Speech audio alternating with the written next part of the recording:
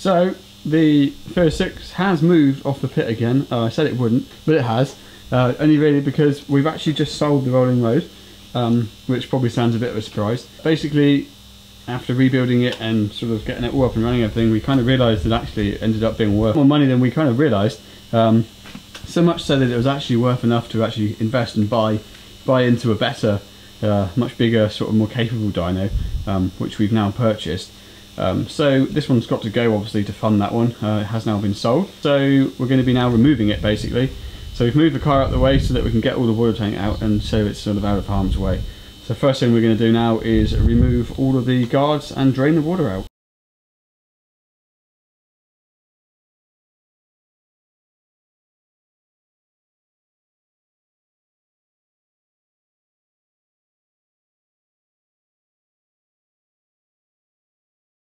Got all of that off now, so we need to drain the water out the tank now. Everything that I disconnect, wiring and sort of plumbing wise, I'm going to be labelling so that the new guy can easily hook it all up, trying to make it as simple and straightforward as possible. So what we'll do is we'll drain the water out, make some disconnections. I think we're going to split the dyno in half. I wanted to only split it in half, I don't really want to split it into quarters. And then we'll lift the two units out as complete as we can with just the flow and the send hanging out the back and some wires. Now Darren, I know you said you were going to drain this. Wow. But I was more expecting you to into something. Well, I was going to, but I got... Oh, that's alright, it's going to go right up that hole. Oh, it goes right out through the drainage hole. Look at that there. Oh, well that was planned then, now was it? Yeah, I planned that. I knew it wasn't going to go in the pit, I knew it was going to go up that hole. Just going to drain this tank out. Oh well, the floors haven't washed anyway. Yeah. Ideal. Alright, Chris has just taken out the two supports that we made that hold the two halves of the dyno together. I think then he's going to take out the link shaft that links those rollers. Then physically there's nothing linking each side of the dyno together. There's some air pipes that need undoing, obviously the wiring and stuff. Then we need to undo, we've got several bolts that bolt it down to the concrete that needs to be undone. I'm just separating some of the wiring over here, so in the summing box I'm just basically disconnecting each of the load cells and cabling up the wires. I've just taken some photos for the chap so that he knows how to wire that back in. Right, everything is all disconnected and unbolted and whatever other needed doing. We literally now all piled over here. Literally now ready just to lift the old guy out. We went for a bit of a test, and all that happened was, well, we both farted through the strain and she didn't move. No.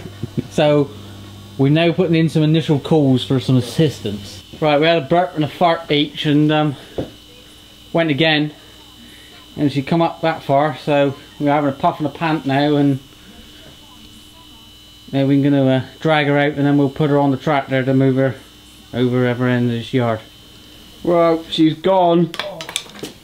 There's a bit of a hole left in the floor. You wouldn't believe the amount of crap that has built up around that in such a short period of time. We're going to be doing a different design with the new one anyway, because A, we've got to make the hole bigger, B, we've got to make it deeper, and we've got to build a wall around the outside to support the top of the dyno, because it doesn't support itself like the old one. So now we're going to start a tidy up. I've just got the rest of the electrics and stuff to take apart here. All this computer and all the control board, well, the control board etc. is going to be going with the dyno. The computer is staying, but it's not staying up there because the new dyno has actually come. With a trolley etc., which we're going to try and actually use as sort of the dyno station, so that it moves around, sort of front wheel drive, rear wheel drive etc. in the future. The VFD there is staying. That's for the exhaust extractor. The other one has gone. That was for the water pump. So I'll tear out the rest of the wiring, and then we need to initiate quite a serious tidy up. And on the plus side, we've got some more space where the water tank used to be. And we did.